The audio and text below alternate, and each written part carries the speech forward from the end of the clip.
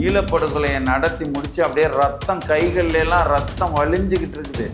அருவா வெட்டிட்டு வந்த அருவாவில் அப்படியே வந்து ரத்த கையோடு இருக்கும்போது அதெல்லாம் புனித தண்ணீர் ஊற்றி கழுவணும். என்ன அப்போ வந்துட்டு இந்த பைத்தியக்காரங்களுக்கு ஏதாவது ஒரு ஜீப்பும்பா காட்டுவோன்ற மாதிரி ஒரு செம்மொழி மாநாடு கோவையில் போட்டு இந்த தமிழ் இனத்துக்கு வந்து உண்மையிலே மானரோசம் இருக்கிறவங்கலாம் அங்கே வரல இந்த கூட்டத்துக்கு. என்ன சில ஜால்ரா கோஷ்டிகள்லாம் கூட்டு வச்சு மாநாடு நடத்திட்டார். இருங்க, நல்லா வாழுங்க, நல்லா சம்பாதிங்க, சந்தோஷமா இருங்க, கார் பங்களா வாங்குங்க. ஆனால் ஆட்சி அதிகாரத்தில் நீங்கள் இருக்கக்கூடாது. நீங்கள் இருக்கக்கூடாதுன்ற முடிவுக்கே நாங்கள் என்னைக்கு வர்றோம் அப்படின்னா, இந்த ஆட்சி அதிகாரத்தை பயன்படுத்தி நீங்கள் 1.5 லட்சம் பேர் சாவறதுக்கு படுகொலை செய்யறதுக்கு நீங்கள் துணை போயிட்டீங்க கருணாநிதி. ஆனால் இங்கே வந்து முழுக்க தெலுங்கு ஆதிக்கத்தை நிறுவனம் தமிழர்களை முட்டாளாக்கணுன்ற ஒரு நினைப்பிலே வந்து இந்த அரசியலை இவங்க செஞ்சுருக்காங்க கருணாநிதி. பிரபாகரன் வந்து தலைவர் வந்து இந்த கருப்பு சட்டை போட்டு சுற்றினாரா எங்கேயாவது? இல்லை நான் சாமி கும்பிட மாட்டேன்னு சொன்னாரா? இல்லை பெண்களோட கற்பு பையெல்லாம் அறுத்துடணும்னு சொல்லிட்டு அங்கே யாரும் குழந்தைய பெற்றுக்கூடாதுன்னு சொன்னாரா?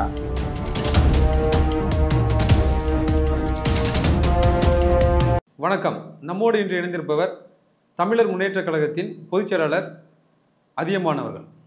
வணக்கம் சார். தீவிர தமிழ் தேசியம் பற்றி நிறைய பேசிகிட்டு இருப்பீங்க.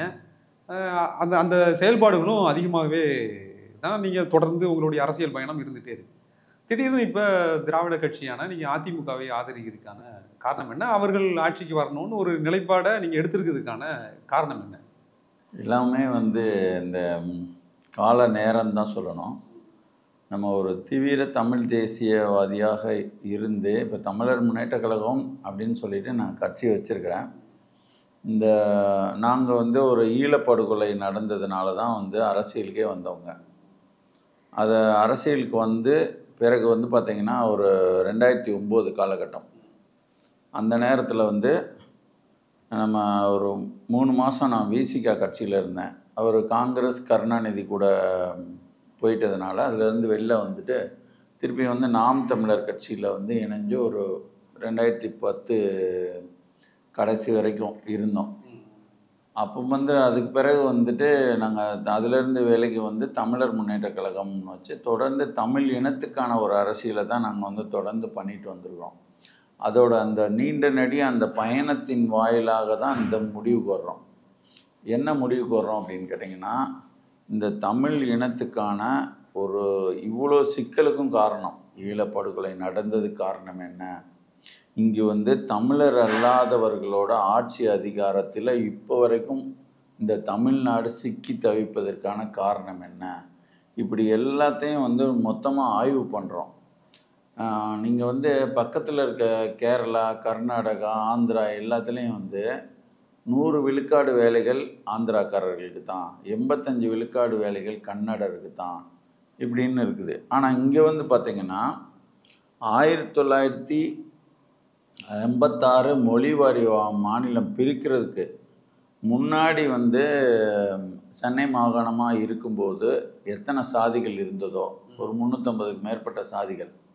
அந்த சாதிகளில் தெலுங்கு சாதிகள் இருக்கும், கன்னட சாதிகள் இருக்கும், மராட்டிய சாதிகள் கூட இங்கே இருக்குது. அப்படியே வந்து இன்றைக்கு வரைக்கும் வந்து இடஒதுக்கீடில் இருக்குது இன்றைக்கு வரைக்கும். அதை ஏன் வந்து மாற்ற முடியல? அப்போ வந்து கருணாநிதி வந்து ஒரு சட்டநாதன் கமிஷன் வச்சும் அதை தூக்கி குப்பையில் போட்டார். தமிழர்களுக்கு மட்டும் வேலை கொடுக்கணுன்ற அளவில் வந்து அந்த ஒரு குழு அமைச்சு அந்த குழுவை கூட பரிந்துரை பண்ணி தமிழர் அல்லாத சாதிகள்லாம் அதுலேருந்து பட்டியலிருந்து நீக்காமல் அப்போது இவ்வளோ பிரச்சனைகளும் தொடர்ந்து இருந்துக்கிட்டு இருக்கிறதுக்கு காரணம் வந்து இங்கே தமிழ்நாட்டை வந்து அவர்கள் தெலுங்கர்கள் ஒரு மாநிலமாக கருதுகிறாங்க. தெலுங்கு ஆதிக்கவாதிகள், தெலுங்கு மக்கள் கிடையாது, தெலுங்கு ஆதிக்கவாதிகள் என்ன பண்ணுறாங்கன்னா ஒன் ஆஃப் த ஸ்டேட்டாக they are deciding one of the state. இல்லை, அவங்க வந்து மொழிவாரி மானியமாக பிரிக்கிறதுக்கு முன்னாடியே இங்கே வாழ்ந்தவர் தானே. வாழ்ந்தவர்கள் வேறு, வாழ்ந்தவர்கள் என்பது வேறு. இப்போ நம்ம வந்து நம்மளோட பூர்வீகம்னா வெங்காலூர், அந்த இப்போ வந்து அழைக்கப்படுற பெங்களூர் வந்து முன்னாடி வந்து வெங்காலூர், மைசூர்ன்றது வந்து எருமையூர், சரிங்களா? முழுக்க தமிழர்கள் வாழ்ந்த பகுதி. ஆனால் அங்கே தமிழர்கள் இப்போ 1 கோடி பேர்கிட்ட இருக்காங்கன்றாங்க, ஒரு சட்டமன்ற உறுப்பினர் கிடையாது. அந்த அடிப்படையில் இருந்து கேரளாவில் வந்து எப்படி ஒரு 50 லட்சம் பேர் இருக்காங்க அப்படின்னா வந்து ஒருத்தர் தான் சட்டமன்ற உறுப்பினர். அங்கே வந்து வேறு வழி இல்லை. ஏன்னா ஒரு 90 விழுக்காடு அந்த தேவிகுளம் தொகுதியில் தேயிலைத்தோட்ட தொழிலாளர்களாக இருக்கிறவர்கள் தமிழர்கள். இந்த பீர்மேடு, வண்டிப்பெரியார் அந்த சைடு அந்த பகுதிகளெல்லாம் வந்து கிடையாது, மலையாளி தான் இருக்கிறாங்க, சரிங்களா? அப்போது அது வந்து கேரளாவில், மைசூரில், கர்நாடகத்தில் இந்த நிலைமை.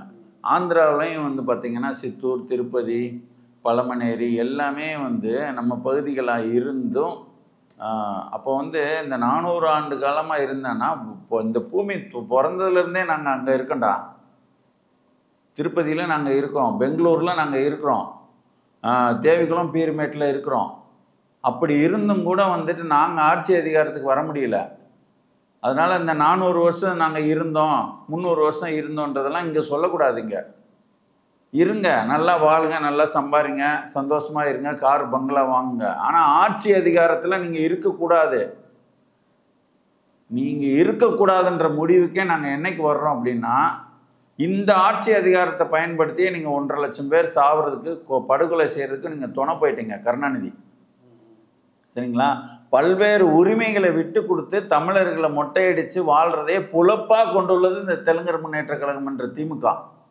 அந்த இடத்துல இருந்து இவர்களுக்கு பதவியை கொடுத்தா, ஐயோ இப்படி சிறுபான்மையாக இருக்கிறோம், நமக்கு பதவி கொடுத்தாங்க, நல்லது செய்யணுன்ற எண்ணம் இருந்தால் அவர்களே இருக்கட்டும். இந்த இனப்பாகுபாடு பற்றி, இந்த தெலுங்கு ஆதிக்கம் பற்றி பேச வேண்டிய தேவையே கிடையாது. சரி, இவர்கள் தான் எப்படின்னு பார்த்தா நாயக்கர் ஆட்சியில் தமிழ் மொழியை அழிச்சிருக்காங்க, தெலுங்கை வாழ வச்சுருக்காங்க, சமஸ்கிருதத்தை வாழ வச்சுருக்காங்க. அங்கே பழனி கோயிலில் இருக்கிற பண்டாரங்களை துரத்தி விட்டுட்டு தெலுங்கு பிராமணர்களை கொண்டு வந்து வைக்கிறாங்க. அப்போது நாயக்கர் ஆட்சியிலையும் இவங்க இப்படி தான் செஞ்சுருக்கிறாங்க.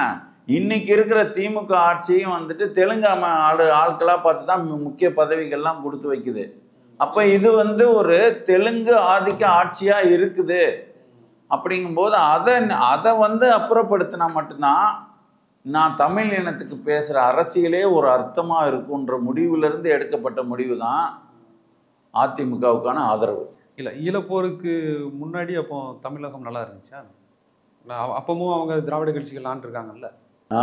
நீங்கள் கேட்குறது சரியானது. இப்போது ஈழப்போருக்கு முன்னாடி வச்சுப்போம், 2009க்கு முன்னாடி.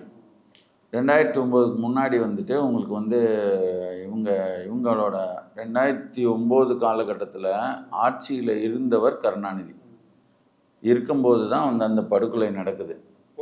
ஆனால் அதே இது வந்து 1987 காலகட்டங்களில் எம்ஜிஆர் இருந்தார்.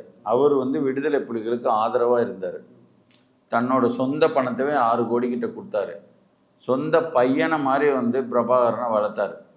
பணம் கொடுத்து எல்லா உதவியும் செய்தார். எம்ஜிஆர் வந்து ஒருத்தர் சாவறதுக்கு காரணமே வந்து ராஜீவ்காந்தி தான். ஏன் தெரியுமா? எம்ஜிஆர் வந்துட்டு பணமெல்லாம் கொடுத்து ஒரு ஆதரவு பண்ணி அவர் வளர்க்குறாங்க. அந்த வளர்த்த பிள்ளை மேலே அந்த பிள்ளை வந்து பணத்தை வாங்கிக்கிட்டு ஒரு வீடை கட்டுதுன்னு வச்சுக்கோங்க, ஒரு 10 மாடி வீடை கட்டுது. அந்த வீட்டில் கொண்டு போய் ராஜீவ்காந்தி குண்டை போடுற மாதிரி வந்து அமைதிப்படையை அனுப்பி எல்லாத்தையும் கெடுத்து குட்டிச்சோராக்கி விட்டார். அப்போ அந்த சோகம் தாங்காமே அவர் செத்து போயிட்டார். புரியுதுங்களா? அவர் மலையாளியாக இருந்தாலும் இன்றைக்கும் வந்து மதிப்போடு வச்சிருக்கிறதுக்கு காரணம், அவர் வந்து இங்கே கொள்ளையடித்து தன்னோட மலையாள ஆதிக்கத்தை நிறுவனம், மலையாளிகளை 10 பேரை எம்எல்ஏ ஆக்கணும், மலையாளிகளை 10 பேரை வந்துட்டு நான் அமைச்சராக்கணுன்ற ஒரு முடிவோடு அவர் செயல்படலை.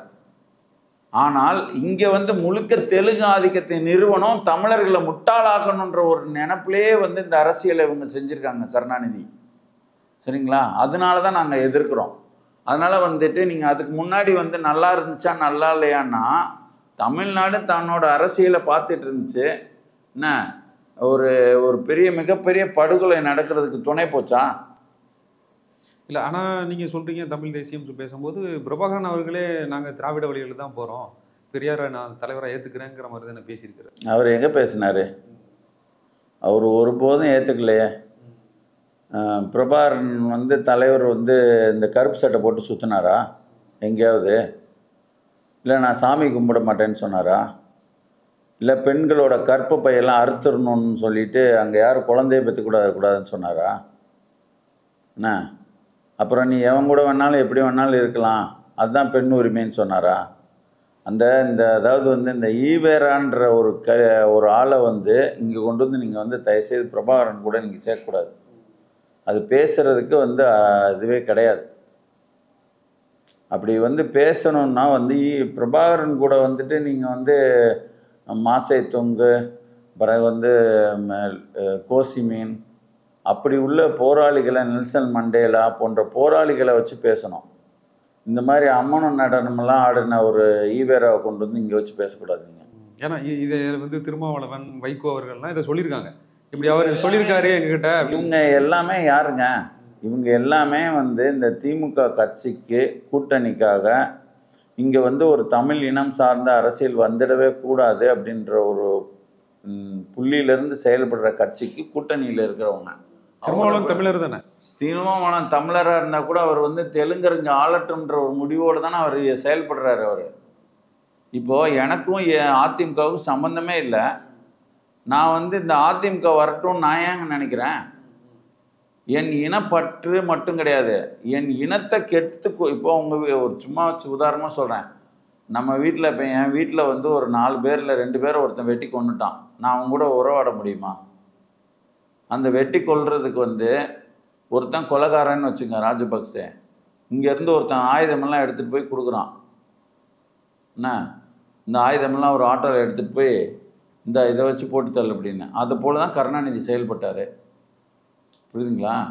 அதாவது அந்த போர் நடக்கிறதுக்கு உதவி. அப்படிப்பட்ட ஒரு கட்சிக்கு வந்து நான் எப்படி வந்து இந்த என் வீட்டில் செத்து போனவன் 2 பேர் நினைக்கிறதுனால எனக்கு ரத்தம் துடிக்குது. என்ன இவங்களை நம்ம திருப்பியும் வந்து எந்த அதிகாரத்தின் கீழே இருந்து செஞ்சாங்க? இங்கே ஆட்சி அதிகாரத்தை கீழே இருந்து தான் அந்த ஈழப்படுகொலைக்கு துணை போனாங்க. நான் இங்கே வந்து அவர் கையில் வந்து நாடாளுமன்ற உறுப்பினர்கள் எல்லாமே ஆட்சி அதிகாரம் எல்லாமே இருக்குது. என் ஆட்சி போனாலும் பரவாயில்லன்னு சொல்லிட்டு அவர் நடந்திருந்தால் அங்கே வந்து காங்கிரஸ் கட்சி கவுந்திருக்கும். சரிங்களா? அப்போ வந்து அந்த காங்கிரஸ் ஆட்சியே கவுந்து போச்சு எதுக்கு அப்படின்னு உலக அளவில் வந்து ஒரு பேசு பொருளாக மாறி இருக்கும். ஏன் பேசு பொருளானா அவங்க சொந்த தமிழ் இனத்தவே அழிக்கிறதுக்கு துணை சென்று விட்டார்கள். அதனால அந்த தமிழ்நாட்டு முதல்வர் தடுத்துட்டாரு. பேர் வாங்கி வரலாற்று நாயகன் ஆகியிருந்திருப்பார்ல. இன்னைக்கு வரலாற்றில் துரோகியாக மாறி நிற்க வேண்டிய வேலை கிடையாதுல்ல. அந்த துரோகிக்கு பலர் வந்து போய் நான் வந்து எதெல்லாம் மறந்துட்டு நான் போய் உதவுறேன்னா அவர்கள் அரசியலுக்காக பிழைப்புக்காக ஏதாவது செய்யலாம். அதுக்கு நாங்கள் செய்யணுமா? சரி, திமுகவில் இருந்து அதே பிரிஞ்சு வந்த அதே திராவிட கட்சி தானே அதிமுகவும். அதில் தான் எடப்பாடி அவர்களும் பயணிக்கிறாங்க. அப்புறம் ஏன் நீங்கள் திராவிட கட்சிகளை அதாவது திராவிட கட்சியில் அப்போ ஒரு தமிழர் இருந்தால் பரவாயில்லன்னு நினைக்கிறீங்களா? அதை நாங்கள் திராவிட கட்சியாகவே கருதலாத அதிமுகவை. அதிமுக வந்து இந்த போயிட்டு திடீர்னு போய் பிராமணர்கள் எதிர்ப்பு பேசாது. பிராமண எதிர்ப்பு பேசிக்கிட்டு பிராமணனை குடும்பி எல்லாம் வெட்டணும்னு சொல்லிக்கிட்டு இருக்கிற தீகா குரூப்போடு சேர்ந்து பயணிக்காது. அவங்க ஏதாவது ஒரு நூல் எழுதுவாங்க. நூல் எழுதணுன்னா போயிட்டு அங்கே போயிட்டு ஜெயலலிதா போயிட்டு அவங்க எழுதின அந்த கருப்பு சட்டை கூட்டம் எழுதின நூலை போயிட்டு இவங்க வெளியிட்டாதான் எங்கேயுமே வெளியிட மாட்டாங்க.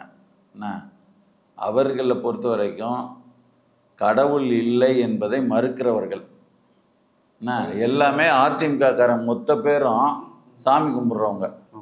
இங்கேயும் இருக்காங்கல்ல? இல்லை இங்கேயும் இருக்காங்கன்னு சொல்கிறீங்களா? இங்கே மொத்த பேருமே அப்படிதான் சொல்ல முடியுமா? முடியாது. என்ன அப்புறமா வந்து அதிமுகன்ற ஒரு கட்சி இந்து மதத்துக்கு எதிரான கட்சி கிடையாது. திமுக இந்து மதத்துக்கு எதிரானது. திமுக வந்து இந்து மதத்துக்கு எதிரான கட்சின்னு ஒரு இடத்துல பேசிக்கிடும். அப்படியே போயிட்டு முஸ்லீம் ஓட்டை வாங்க பார்க்கும். அப்படியே போய் கிறிஸ்டின் ஓட்டை வாங்க பார்க்கும். முருகன் மாநாடுலாம் பயங்கரமாக நடத்தி முடிச்சு. அதான் இந்த பக்கம் வந்துட்டு இங்கே எல்லாமே இந்துக்கள், நாங்களும் இந்த பக்கம் தான் இருக்கோம்னு ரெட்டை வேடம் போடும். நம்ம 2 கோடி பேர் இந்துக்கள் எங்கள் கட்சியில் இருக்காங்கன்னு ரெட்டை வேடம் போடும். ஆனால் இந்த கட்சி வேஷம் போடாது. அதிமுக வேஷம் போடாது. அதிமுகவில் வந்து கிறிஸ்தவர்கள் இருப்பார்கள், இஸ்லாமியர்கள் இருப்பார்கள், எல்லாரும் இருப்பாங்க. ஆனால் வந்து நாங்கள் வந்து இந்த இந்த சிறுபான்மையினர் அப்படியே குளிப்பாட்டி அவர்களை ஐஸ் வச்சு தான் ஓட்டை வாங்கணுன்ற ஒரு வேலையை, கேடுகட்ட வேலையை இது செய்யாது. புரியுதுங்களா? எல்லா மக்களையும் வந்து சமமாக பார்க்கும். இங்கே அப்படி கிடையாது. ஏன் கிடையாதுன்னா, இது ஒரு பெரும்பான்மை மக்கள்லேருந்து வர்ற தலைவர்களை கொண்ட கட்சி. இப்போ சரிங்களா, தமிழ்நாட்டில் தமிழ் இனம்தான் வந்து 85 விழுக்காடு இருக்குது. அந்த 85 விழுக்காடில் ஒருத்தர் தான் வந்து எடப்பாடி பழனிசாமி, அதில் ஒருத்தர் தான் சீமான், அதில் ஒருத்தர் தான் தினகரன். சரிங்களா? இவர்கள்லாம் வந்து இந்த சிறுபான்மையினரை குளிப்பாட்டணுன்ற எண்ணம் அவர்களுக்கு ஒருபோதும் வராது.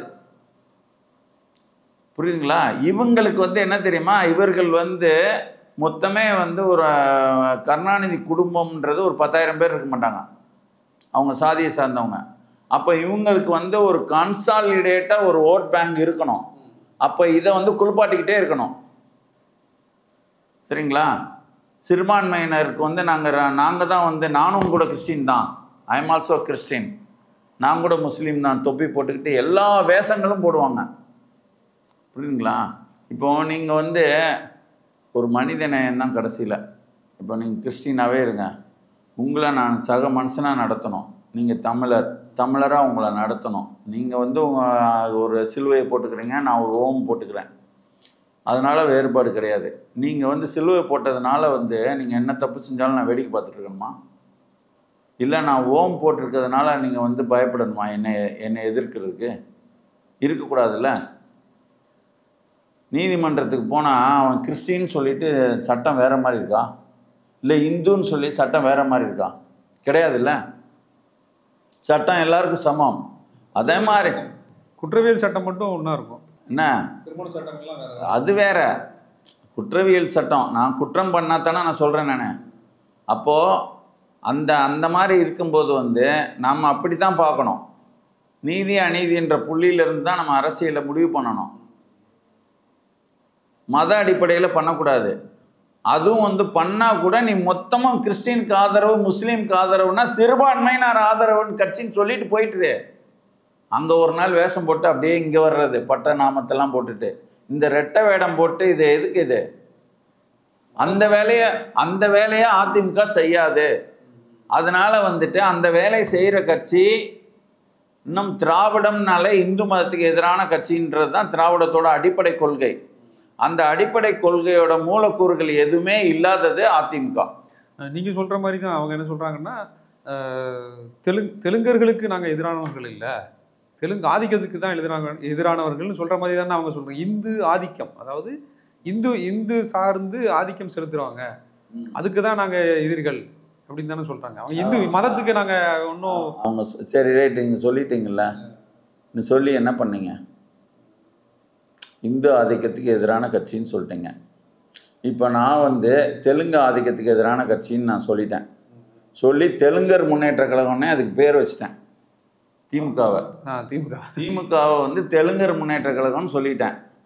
அடுத்து வந்து நீ இத்தனை சட்டமன்ற இத்தனை பேரை வந்து நீ அமைச்சராக்கி வச்சிருக்கிற, அதனால நீ தெலுங்கர் முன்னேற்ற கழகம் என்ன, கருணாநிதிக்கு செலவு வைக்க போற, அது வந்து தெலுங்கு ஆதிக்கத்தோட நிறுவல். அது ஊரெல்லாம் வந்துட்டு இங்கே கிளாம்பாக்கம் பேருந்து நிலையத்துக்கு பேர் வைக்கிற, அங்கே வந்து திருச்சியில் பேர் வைக்கிற, எல்லாமே வந்து தெலுங்கு ஆதிக்கத்தோட நிறுவல் அப்படின்னு நான் சொல்கிறேன் நான்.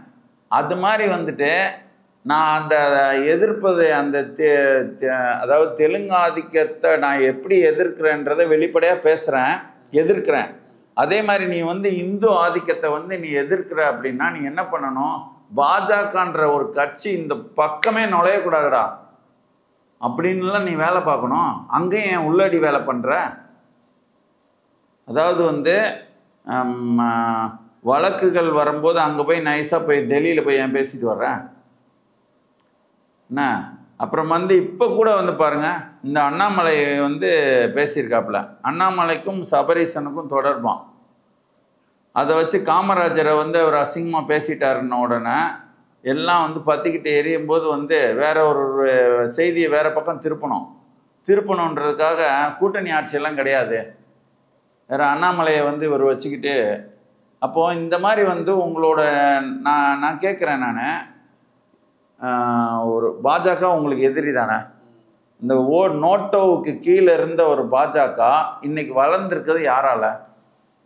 நான் சொல்கிறேன் திமுகவால். அப்போ இந்த கட்சி வளர்றதுக்கு எல்லா உதவியும் பண்ணிக்கிட்டு நீங்கள் எதிர்க்கிறேன்னு சொல்லிட்டு இந்த சிறுபான்மை மக்களை வந்து நீங்கள் ஏமாற்றிக்கிட்டு இருப்பீங்க. அவங்களும் பாவம் அப்பாவிக்கெல்லாம் வந்து ஏமாந்துட்டு இருப்பாங்க. நோட்டோவுக்கு கீழே இருந்த கட்சி இன்னைக்கு 10 விழுக்காடு வாங்குற அளவுக்கு யாரால போச்சு சொல்ல முடியுமா? நான் சொல்லுவேன், நான் திமுகவால் தான் போச்சுன்னு நான் சொல்லுவேன். எப்படி போச்சு? அங்கே ஒரு சென்னிமலை முருகன் கோயிலில் ஒருத்தர் வந்து கல்வாரி மலைன்னு மாற்றுறது கிளம்புறாரு, ஒரு பாதிரியார்.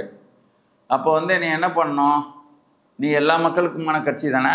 அப்போ என்ன பண்ணணும்? வேடிக்கை பார்க்கக்கூடாது. அப்போ அவரை கூப்பிட்டு, அப்போ இந்த வேலையெல்லாம் செய்யாத, மத நல்லிணக்கத்தை கெடுக்காத அப்படின்னு சொல்லிட்டு அவரை போய் அடக்கி வச்சிருந்தால் அண்ணாமலை அங்கே போய் போராட வேண்டியது கிடையாது. அங்கே வந்து ஒரு நிறைய மக்களை திருட்டிட்டு போய் இந்துன்ற பேரில் மக்களை அணிவகுக்கோ திரட்டுறதுக்கோ அங்கே வேலை கிடையாது. அந்த வாய்ப்பை யார் கொடுத்தது? திமுக கொடுக்குது. அப்புறமா வந்து அங்கே திருவாரூரில் வந்து தேரடி தெருவுன்னு இருக்குது, அதில் போய் அவங்க அப்பா பேரை வைக்கிறாங்க. ஏன் வைக்கிற? உடனே எப்பராணி வைக்கலாம் அப்படின்னு சொல்லிட்டு போராட்டம் போய் அண்ணாமலை நடத்துகிறாரு. அங்கே கட்சி வளருது. இங்கே போய் ஒரு நவாஸ்கனி போய் ஒரு பிரியாணி சாப்பிட்றாரு எங்கள் திருப்பரங்குன்றத்தில். அப்போது நீங்கள் என்ன பண்ணணும்? திமுக கட்சியிலே இருக்கும்போது, எப்பா ராஜா இந்த மாதிரி வேலையெல்லாம் செய்யாத, மத நல்லிணக்கத்தை கெடுக்காத, என்ன அது திருப்பரங்குன்ற மலை தான், அது சிக்கந்தர் மலையெல்லாம் கிடையாது, வீணாக தேவையில்லாமல் பிரச்சனை பண்ணாத அப்படின்னு சொல்லி அடக்கி வச்சுருந்தா அங்கே வந்து ஒரு லட்சக்கணக்கான பேர் வந்து முருக பக்தர்கள்ன்ற பேரில் ஒன்றிணைக்கிறதுக்கான வாய்ப்பே இல்லை. அப்போ எல்லா வாய்ப்பையும் ஒரு பக்கம் திறந்து விடுறது எதுக்குன்னா இந்த அதிமுகவை காலி பண்ணணும். நான் ஆளுங்கட்சி, நீ வந்து இந்திய லெவலில் இருந்தாலும் நீ வந்து எதிர்கட்சி, அப்புறம் நீ ஆளுங்கட்சியாக கூட வா, நம்ம 2 பேருக்குள்ளே போட்டி இருக்கணும். நாம் வந்து இந்த அதிமுகவை காலி பண்ணிடணும். அதானே? அதானே உங்களோட எண்ணம். அதனால வந்து நீங்கள் நாங்கள் இதெல்லாம் பிரித்து பார்க்குறவங்க. அதாவது வந்து ஒருத்தன் வந்து ஒரு வேலை பண்ணுறான்னா அவன் எதுக்கு சம்மந்தம் இல்லாமல் எதுக்கு இந்த ஒரு ஊர் பக்கமெல்லாம் வந்து அவன் அந்த ஊருக்காரனாக இருப்பான். என்ன இங்கே வந்து விறகு பொறக்கவும் வர முடியாது, ஏன்னா மரத்துலேருந்து விறகா விழுந்து கிடக்குது. என்ன ஏதாவது தண்ணி எடுத்துகிட்டு போனான்னா அதுக்கும் வழி இல்லை, ஏதாவது கொய்யாப்பழம் பழுத்திருக்குன்னா அதுவும் கிடையாது. எந்த காரணமும் இல்லாமல் ஒருத்தன் வந்துட்டு போகிறான்னா இவன் எதுக்கு இந்த பக்கம் சுற்றுறான்னு நம்ம பார்ப்போம். அது மாதிரி தான் வந்து நாங்கள் ஒவ்வொன்றையுமே ஆய்வு பண்ணி பார்க்கும்போது இது வந்து எல்லாம் ஒரு புள்ளியில் போய் முடியுது. எந்த புள்ளியிலனா தெலுங்கு ஆதிக்கத்தை நிறுத்தணும். அதுக்கு இவர்கள் எல்லாத்தையும் பயன்படுத்திக்கிடுவாங்க. சரி, அதான் இப்போ ஏன் எடப்பாடி அவர்கள் வரணும்னு நினைக்கிறீங்க? அந்த பாயிண்ட்டுக்கு இப்போ நீங்கள் தெலுங்கு ஆதிக்கம் சொன்னீங்க. சரி, இப்போ இவர் அதாவது எடப்பாடி ஏன் வரணும்னு நினைக்கிறோம்னா அதுதான். அதாவது வந்து ஒவ்வொருத்தருக்கும் ஒரு கட்சியில், இப்போ நாங்கள் தமிழர் முன்னேற்ற கழகம் எங்கள் கட்சி பேர், சரியா? அப்போ தமிழ் இனத்தை முன்னேற்றணும்.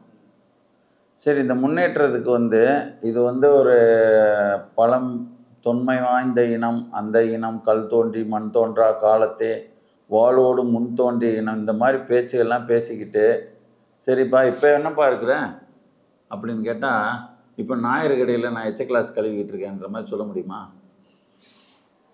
புரியுதா? அது மாதிரி இருக்கக்கூடாதுங்கும்போது வந்து எல்லா பெருமைகளும் இருக்குது. என்ன இப்போ என்ன கட்டத்தில் இருக்கேன்னா தெலுங்கு ஆதிக்கத்துக்கு நான் அடிமையாக இருக்கிறேன். ஏன்னா என் கண் எதிரில் தெலுங்கு ஆதிக்கம் கொட்டி கட்டி பறக்குது. டேய், நாங்கள் தாண்டா ஆண்ட பரம்பரை, தமிழர்களுக்கு அறிவே இல்லைடா, நாங்கள் தாண்டா ஆள்வோம்.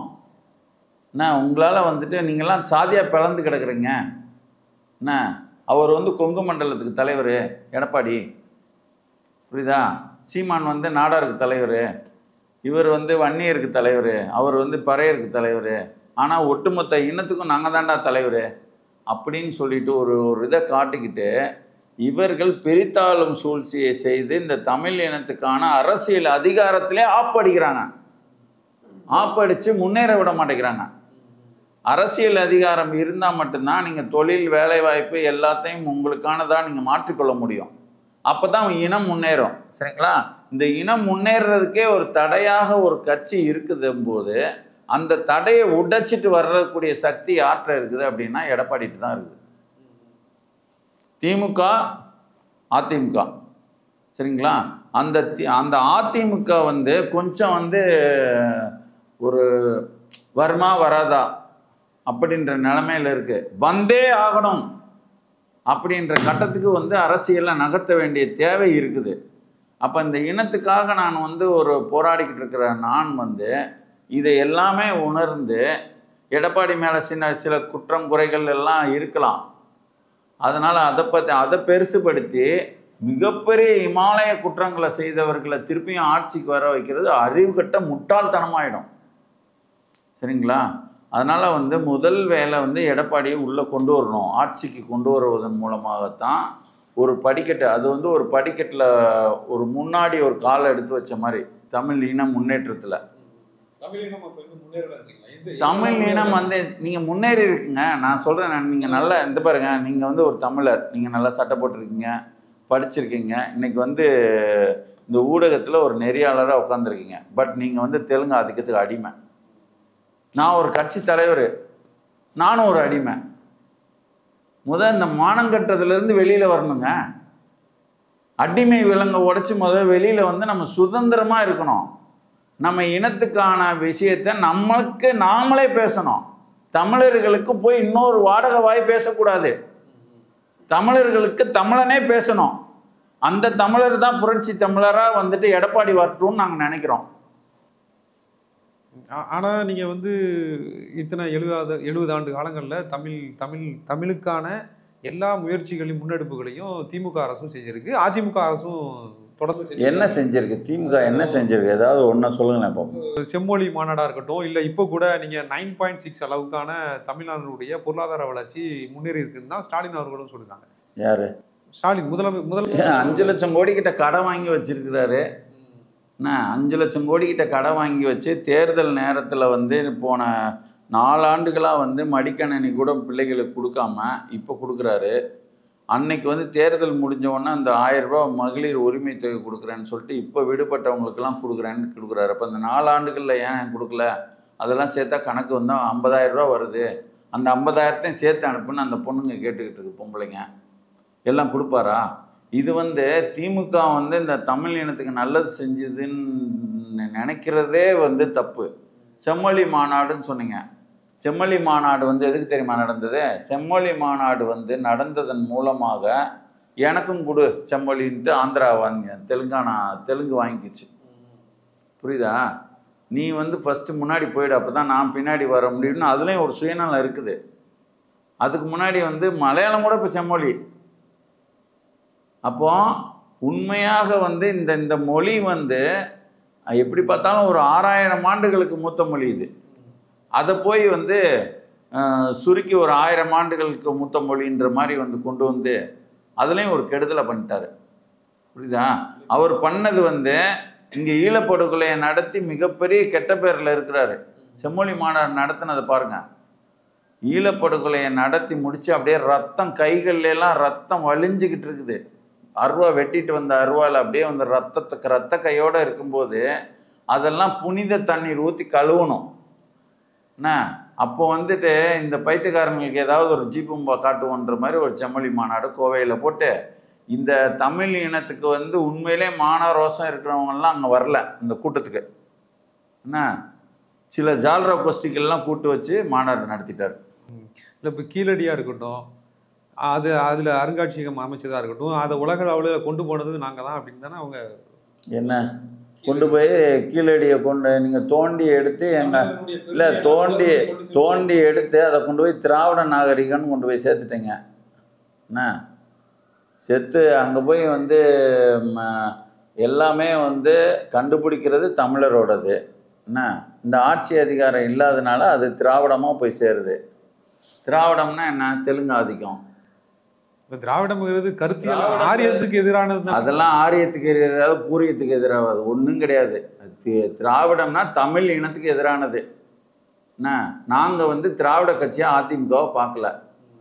நாங்கள் வந்து அதிமுகவை ஒரு தமிழர் கட்சியாக பார்க்குறோம். திமுகவை திராவிட கட்சியாக பார்க்கல.